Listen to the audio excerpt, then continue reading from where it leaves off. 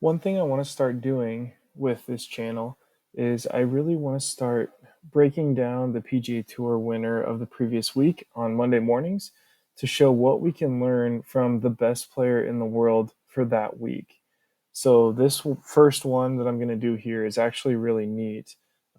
It's with Emiliano Grillo, who won in a playoff this weekend. But what makes it cool for me is him and I actually share the same short game coach in James Seekman.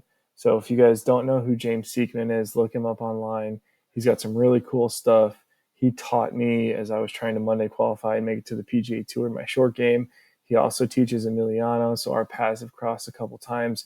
It's really cool to see him get the win this week. I'm really excited that this is the first video. It actually means a lot to me to make this. So shout out to James Seekman, PGA professional. If you guys ever get a chance to watch some of his content or actually lucky enough to get a lesson from him, take advantage of it. He is absolutely brilliant.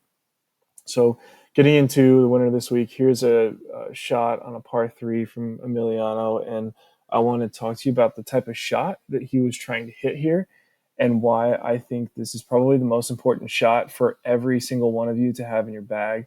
So, this hole is one that there's a lot of trouble. You can see there's bunkers on the left. If you flare a little bit to the right, there's water. The farther right you go, the more the water comes into play.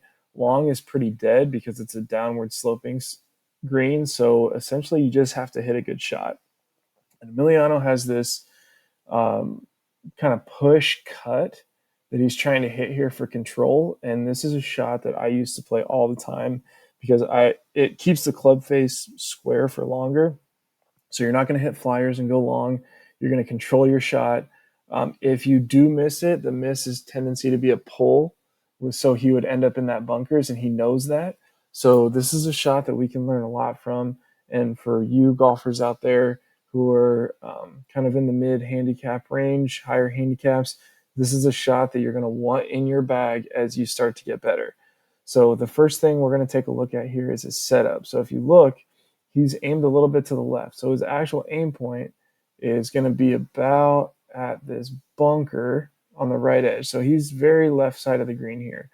But as he moves back, you're going to see that that is actually not where his swing is looking to finish. So as he moves to the top, you see this is getting pretty steep on the takeaway.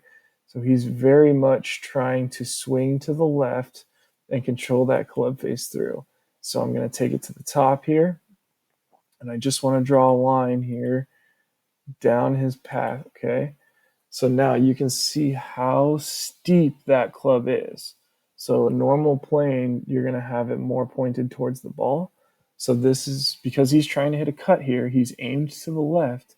And to compensate for that left aim, he's taken that club pretty steep. And now he's going to be able to control the club face with that steep angle through impact.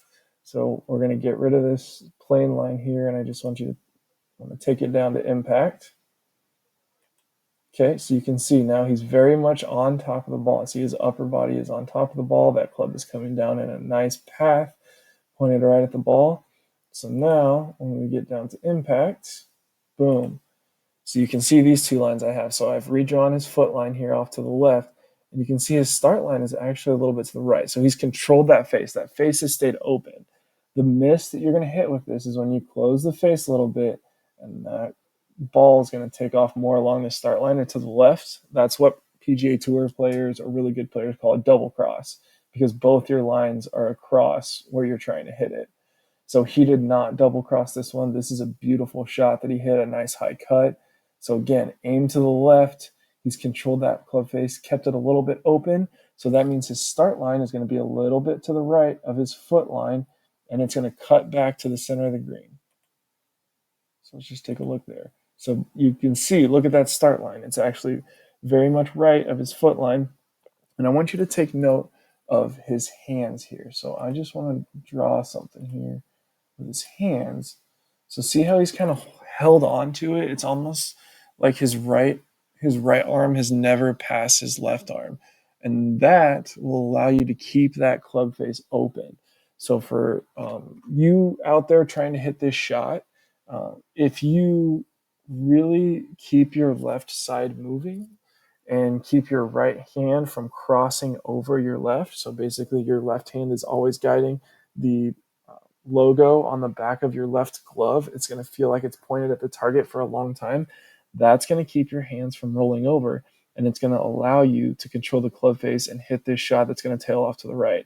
So we're just going to watch the ball flight here. Everything that he's done here, the left aim, controlling the club face with his hands, not letting his hands turn over, keeping the club face a little bit open through impact, has allowed him to have a tiniest bit of a push on here, and it's going to be a push cut, and it's going to just be a beautiful shot. So let's watch this trajectory and just enjoy it.